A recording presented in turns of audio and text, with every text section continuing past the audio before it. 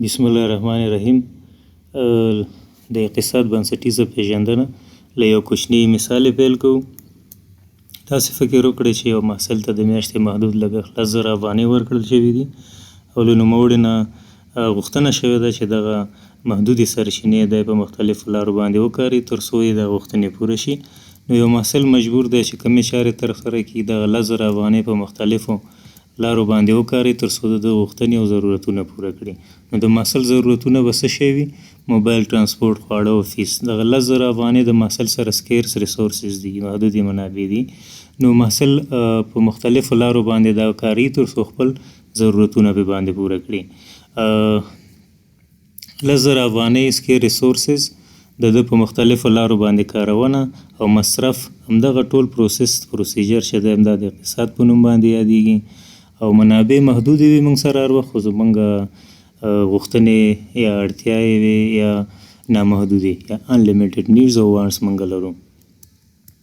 د اقتصاد یو داسې علم دی چې د انسان خپلې نامحدودې غوښتنې اړتیاوې په محدودو سرچینو پوره کړي او سرچینې په بېلابېلو اړینو لارو وکاروي. اوس دلته موږ دوستانو ګورو چې موږ سره محدودې سرچینې څه شی دي؟ 10,000 افغانۍ دي. موږ په مختلفو لارو باندې وکارولې تر څو زموږ ضرورتونه پرې باندې پوره شي.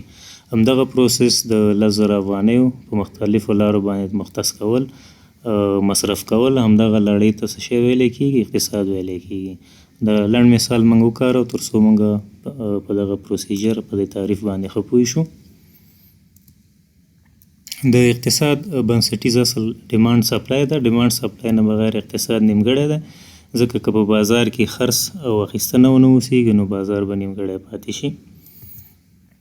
نوموړی تعریف یا علم په 1906 کال کې اډم سمیت فادر اف اکانومیکس ورته ویلی کېږي، لقب یې اخیستی دی.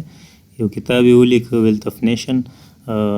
داسې معنا نه ورکوي چې دې وخت نه اقتصاد شروع شو، مخکې و، خو نوموړي یو لیکلې بڼه ورته ورکړه تر څو پورې نړۍ ته د اقتصاد علم ور وپېژني.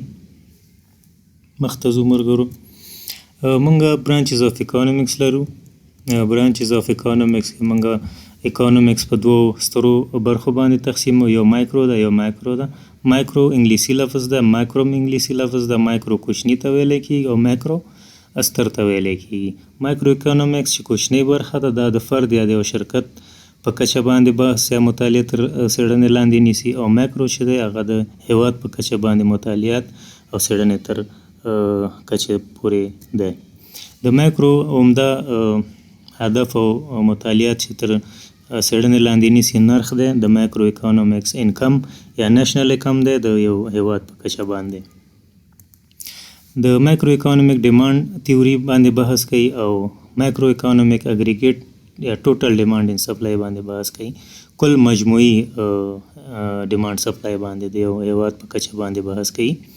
نو مایکرو اکانومیکس کې کوم مطالعات تر څېړنې لاندې نیول کېږي دا به موږ وګورو. پروډکشن تیوري ده، پروفیټ تیوري ده، کیپیټل تیوري ده، کنزیومر بیهیویر ده، فرم بیهیویر ده. او مایکرو اکانومیک کې موږ د هیواد اقتصادي سیستمونو ډولونه دي، ملي عواید، نمونه، دندې او د هیواد سوداګرۍ ده، د هیواد مالي سکتور فعالیت ده، روان د عرضه نیروی کار و سرمایه بازار، قدرت یک کشور است، ماهیت په هیواد کې د بهرني سوداګرۍ جوړښت او ماهیت، د حکومت اقتصادي پالیسي ده، خصوصي او عامه دولتي سکتور فعالیت ده، د هیواد سیاسي سیستم او په هیواد باندې د ګلوبلایزیشن اغیز ده. لکه مخکې موږ ویل اډم سمیت د مایکرو اکانومیکس او د مجموعي اکانومیکس فادر بلل کېږي. جان مینار کینز چې دی دا د مایکرو اکانومیکس فادر بللی کېږي. او دغه تیوري د مایکرو او مایکرو اکانومیکس چې سره جلا کړلې راګنر فریش نومیږي. 1933 کال کې د مایکرو او مایکرو اکانومیکس په دوه برخو باندې وویشل. د مخکې تللو نه ملګرو یو ورته تکراروو په لنډ ډول باندې تر څو موږ په صحیح مطلب واخلو. یو محصل سره 10,000 افغانۍ محدود لګښت دی، سکیرس ریسورسز ورسره دي، دی په مختلفو لارو باندې وکارولې تر څو پورې خپل هغه نامحدودې غوښتنې چې دي دا پرې باندې پوره کړي. دغه محدود لګښت یې څنګه وکړه؟ دی مختص کړه په مختلفو لارو باندې تر څو پورې د نامحدودې اړتیاوې پوره شي. موږ په تعریف کې وویلې محدودې سرچینې موږ سره 10,000 افغانۍ دي، په بېلابېلو لارو باندې موږ کاروو، مختص کوو یې تر څو موږ خپلې اړتیاوې باندې پوره کړو. نامحدودې غوښتنې موږ لرو، نامحدودې غوښتنې موږ په محدودو سرچینو باندې پوره کوو. په مثال کې 10,000 افغانۍ موږ سره محدودې سرچینې دي. موږ سره ډیمانډ او سپلای بنسټیز اصل دی په اقتصاد کې چې له دې نه بغیر اقتصاد نیمګړی دی. د اډم سمیت ویلث اف نیشن 1986 کال کې لیکلی و، نوموړی فادر اف اکانومیکس نومیږي. موږ دوه برخې لرو د اکانومیکس، یو مایکرو ده یو مایکرو ده. په مایکرو کې موږ دغه لاندې موضوعات مطالعه لاندې نیسو او په مایکرو اکانومیکس کې موږ دغه ټول مطالعات تر څېړنې او بحث لاندې نیسو. خدای وکړي چې دې ځای پورې موږ پوه شوي یو. انشاءالله مخته ځو.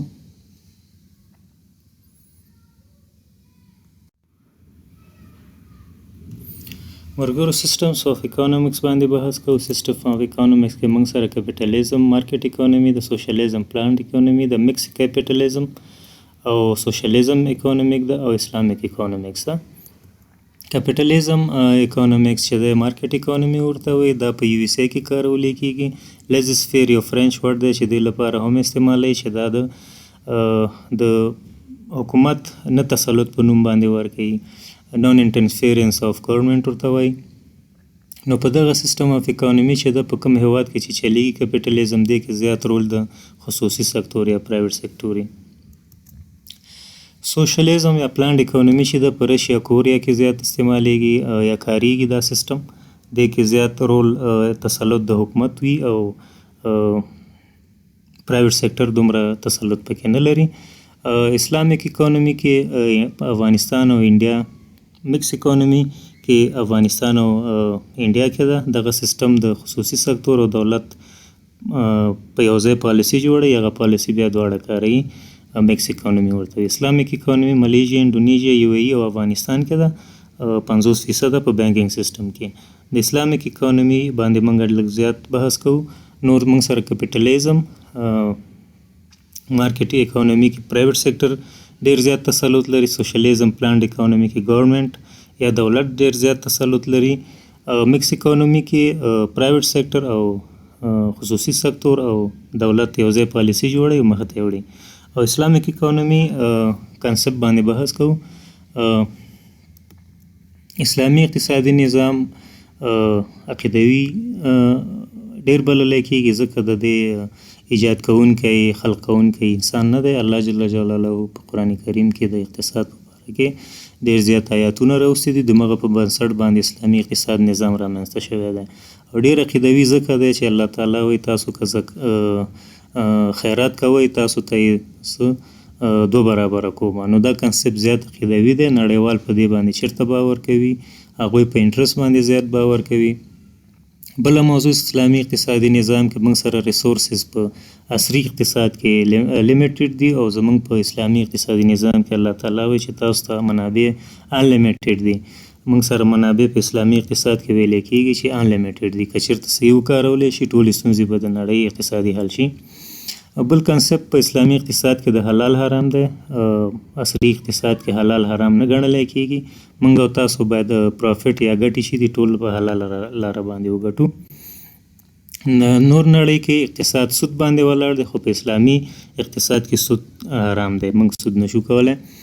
بل کنسپټ پکې زکات دی چې زکات په فرض دی، یو فریضه ده په مسلمانانو باندې چې تر څو پورې زکات ورکړي.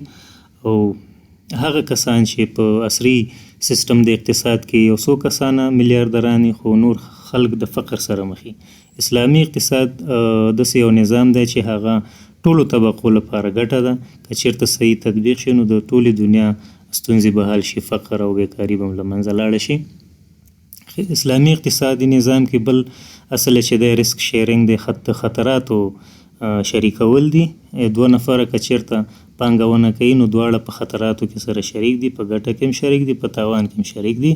خو په عصري اقتصادي نظام کې سود دی، هغه که چېرته په خطرې سره مخ شوي وي، که هغه خطره ونه لري نو هغه صرف سود دی، هغه ترې اخلي که ګټه یې کړې وي او که تاوان یې کړی وي. او بیا په اسلامي اقتصاد کې داسې نه ده، ریسک شیرینګ دی. که چېرته خطره رامنځته کېږي دواړه شریکان برابر پکې شریک دي. اسلام اقتصاد ډیر زیات فوکس چې کوي پراپر یوټیلایزیشن د منابعو دی. د منابع باید ښه په طریقه باندې استفاده وشي تر څو پورې ټولې ستونزې د نړۍ په باندې حل شي. د اسلامي اقتصادي نظام کې ایکول ډسټریبیوشن اف ویلث دی. هر چاته باید خپل حق په مساوي ډول باندې ورسیږي. دولت ځینې مسؤلیتونه لري چې انفورسمنت اف لا ده، تقویت د قانون ده، صلح ده او عدالت ده.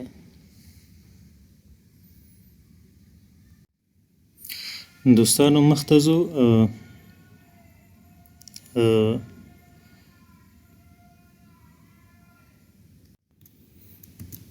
کلاسیفیکیشن اف اکانومکس دی، طبقه بندي د اکانومکس منګ لرو مرګرو. په دې کې موږ سره پرایمري سیکټر، سیکنډري سیکټر او ټرشري سیکټر دی.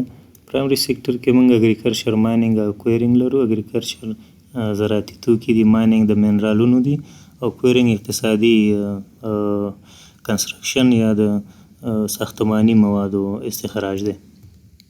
مینوفیکچرینګ سیکنډري سیکټر کې دی، هغه زراعتي توکي دي، هغه منرالونه دي، هغه نورې داسې خام موادو د استخراج موضوعات دي. دا بیا مینوفیکچر کیږي، تولیدیږي او بازار ته عرضه کیږي تر څو پورې هغه پروسس نه وروسته یو پروډکټ نه جوړیږي. ټرشري سیکټر کې همدغه اګریکلچر او مایننګ او کویرینګ دغه پروسیجر د مینوفیکچرینګ نه وروسته، د تولید نه وروسته سرویس کیږي بازار ته، ټرشري سیکټر په نوم باندې یادیږي. اکانومیک میجر پرابلمز، د اقتصاد کې یو څو عمده ستونزې دي چې د هغه ځواب ډیر مهم دی د یو هیواد لپاره تر څو دغه ستونزې حل شي. اوله پوښتنه یې وټ ټو پروډیوس، څه شی باید تولید کړو او په کومه کوانټیټي باندې مقدار باندې تولید کړو تر څو موږ خپلې دغه نامحدودې غوښتنې یا اړتیاوې دي دا په محدودو سرچینو باندې پوره کړو. نو دغه یو پوښتنه پیدا کیږي میجر پرابلمز کې. بل هاو ټو پروډیوس، څنګه یې تولید کړو. ځینې هیوادونه برق زیات لري، عصري ماشینري لري، هغوی په دغه وسایل کاروي. ځینې هیوادونه بیا دغه منابعو نه بې برخې دي، نو هغوی مجبور دي تر څو پورې لیبر نه کار واخلي، مزدور نه کار واخلي. خو بیا دې کې پرابلم دا وي چې کوالټي کې به فرق وي او وخت به په باندې زیات نیولی کېږي. بله پوښتنه چې را پیدا کېږي، د چا لپاره یې پروډیوس کوو. موږ په خپله طبقه کې درې طبقې لرو چې یو ډېره سرمایه‌داره ده، یو منځګړې ده او یو فقیران دي. د فقر سره چې مخ دي، نو موږ په اقتصاد کې تصمیم گیری کې هر وخت باید داسې فکر وکړو چې موږ تولید د چا لپاره کوو، په کومه اندازه یې کوو، څنګه یې تولیدوو. نو دغه درې هغه پوښتنې دي چې میجر پرابلمز د اقتصاد بللی کېږي چې هر هیواد ورسره مخ وي. تصمیم گیر هر وخت په دې باندې کښېني، خپل لیمیټډ ریسورسز چې دي دا تقسیموي تر څو پورې دغه ستونزې حل شي او دغه پوښتنو ته ځواب ورکړي. دا میجر پرابلمز بللی کېږي د اقتصاد. مرګرو په دې هیله چې دې پورې پوه شوي اوسېږو. یو نظر به بیا هم وکړو. موږ 10,000 افغانۍ محدودې منابع لرلې، موږ په مختلفو لارو باندې تخصیص کړلې تر څو پورې موږ په څه شی وکړو، نامحدودې غوښتنې خپلې په باندې پوره کړو. نو د 10,000 افغانیو نه نیولې د تقسیم، مختص کېدل، مصرف یې، دا ټوله پروسه د څه شي په نوم باندې یادېدله؟ د اقتصاد په نوم باندې یادېدله. موږ سره بنسټیز اصل ډیمانډ او سپلای ده په اقتصاد کې چې له دې نه بغیر اقتصاد نیمګړی دی.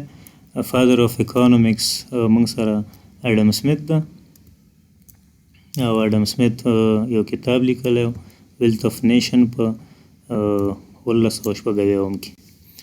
دو برانچز عمده موږ لرو، یو مایکرو ده، یو مایکرو ده. مایکرو په نرخ او په دې مسایلو باندې موږ سره تر مطالعې لاندې نیسي، او مایکرو چې ستر بللی کېږي د هیواد په کچه خبرې کېږي، ملي عاید یا نیشنل انکم باندې سره سره دغه مسایل تر مطالعې لاندې نیسي.